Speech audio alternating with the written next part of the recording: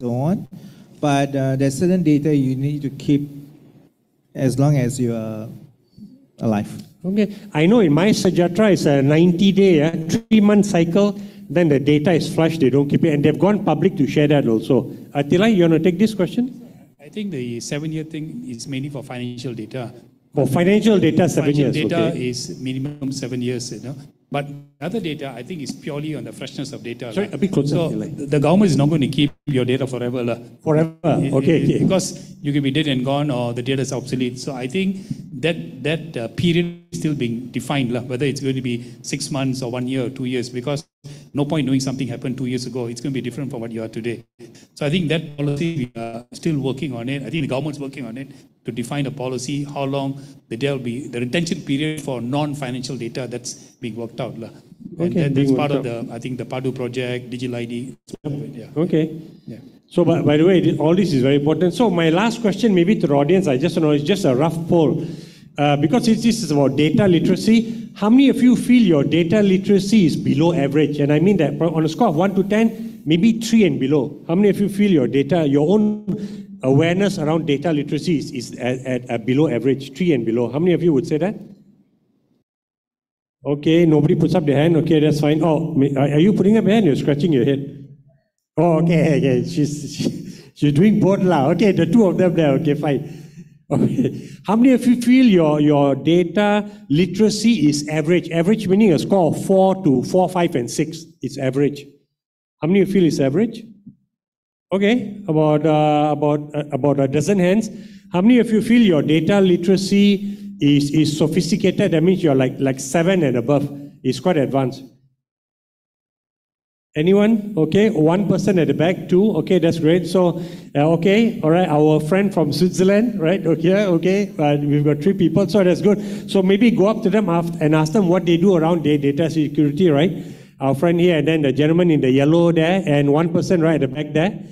So that'll be good. So, okay, but I think mine, even though I'm a tech journalist, I'm embarrassed to say that before I started embarking on this series, right, with MDAC and with Malaysia Kini and with the ministry, it's probably 3, right, below average.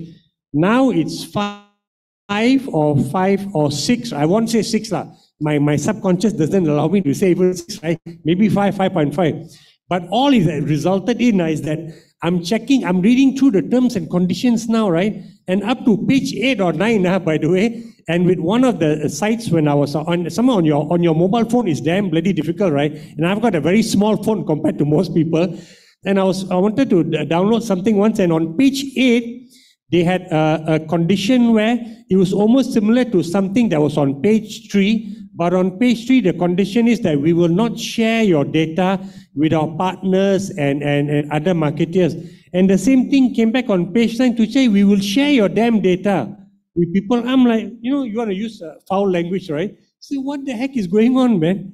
And then, but my fault also, I didn't do a screen snapshot, and I should have complained to the MCMC, hey, what's going on with this guy? So I think that if for all of us, right, to play a role in making sure that people take our data seriously, we got to be proactive in protecting our data, right? In this case, they didn't have my data. They were getting my permission to use my data. If those are the kind of BS that's going on, right, you got to screen snapshot and make a lodge of complaint right away.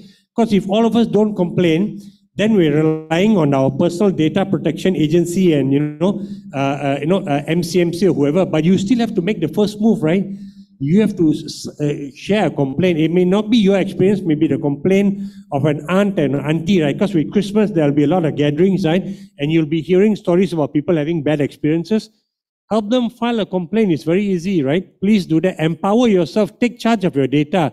And by the way, this very series, 9-part series, and next week is the last part, is because the government wants to create conversations around sharing of data, right? It wouldn't have happened if the government was not saying, hey, let's make sure people are aware we're going to introduce, right, this national data sharing policy.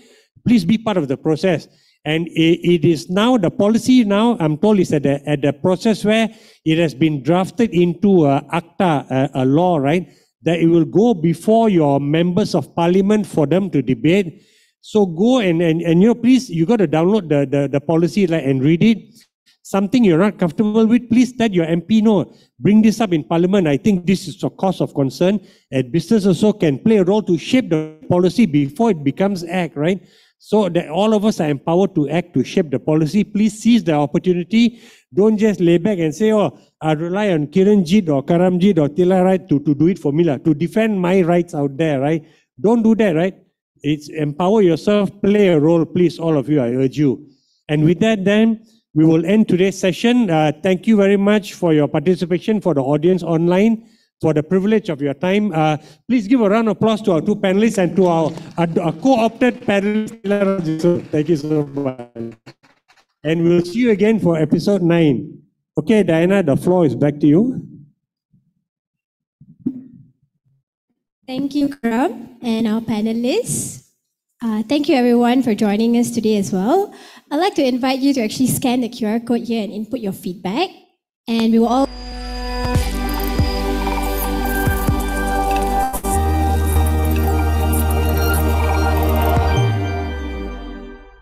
Assalamualaikum warahmatullahi wabarakatuh. Salam perpaduan, salam Malaysia Madani. I'm pleased to share a groundbreaking initiative that is shaping the future of our nation, the National Data Sharing Policy, or NDSP. In 2022, the government launched the NDSP, a visionary policy that ends boundaries, encompassing the public sector, the private sector, and the rakyat. This policy holds the key to fostering a data sharing environment that is not only conducive, but transformative. It aims to unleash the true potential of data, improve the quality and transparency of service delivery, stimulate innovation, and drive economic growth through data-driven solutions. The formulation of NDSP envisions a nation where data knows no bounds, where its accessibility and usability are at the core of our digital landscape. By actively engaging in this endeavor, we are laying a strong foundation for the next evolution of our digital ecosystem. We're embarking on a journey to build a stronger and more secure digital foundation for Malaysia. It is the keystone of our digital transformation agenda, empowering us to become a more inclusive, resilient, sustainable, and forward-thinking nation. Embracing responsible and ethical data sharing will unlock significant value for our society and economy, enhancing our competitiveness on the global stage. I encourage all of you to support this policy and explore the vast opportunities that data sharing presents. To raise awareness and gather valuable feedback, we have initiated the NDSP series, a collaborative effort by the Malaysia Digital Economy Corporation, or MDEC, Malaysia Kini, and Digital News Asia, or DNA, with the support of the Ministry of Communications and Digital. This series aims to educate the public about the benefits and challenges of data sharing, while gathering opinions and suggestions to enhance the policy and its implementation. Your active participation in these discussions will be instrumental in shaping the data sharing practices in Malaysia, leading us towards a secure and dynamic digital world. And let us embark on this remarkable journey together.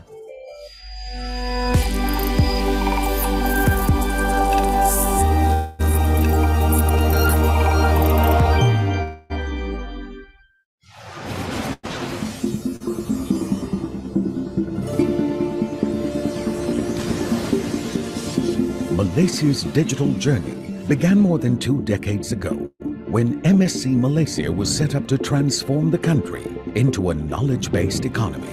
Since then, MSC Malaysia has contributed immensely towards the growth of the nation's digital economy.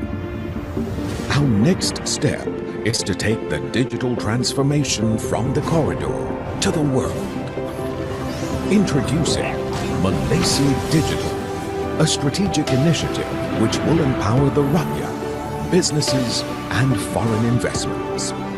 Malaysia Digital will also elevate the participation of Malaysians and local businesses in revolutionizing the world's digital economy. Malaysia Digital opens doors for Malaysians by providing equitable access to digital tools, knowledge and income opportunities. It offers new business opportunities and growth through a supportive digital ecosystem. It also provides flexible and agile investment facilitation to make the country investment friendly. The goal is to drive the digital ecosystem and develop the digital economy to a stage where it contributes at least 25.5% of our GDP and creates 500,000 jobs by 2025. Malaysia Digital will galvanize public-private partnerships to accelerate the growth of our digital economy and drive positive transformation that ultimately benefit the rakyat, businesses, investors, and also the whole nation. Establishing Malaysia into a digital nation, one with more in-depth, stronger and resilient economy, society, and governance. Stepping into tomorrow's digital future today.